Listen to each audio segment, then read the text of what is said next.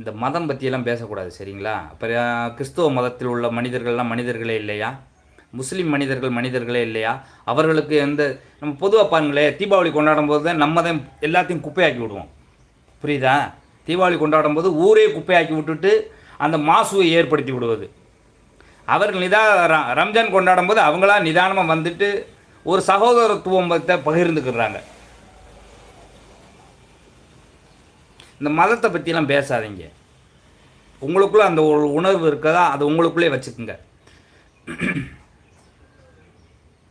எல்லா தெய்வமுமே எல்லா கடவுளுமே நல்ல பாதையை வகுத்து தான் தந்திருக்காங்களே தவிர யாருமே தீய பாதைக்கு செல்லக்கூடாது அப்படின்னு யாருமே வகுத்து தரவே இல்லை.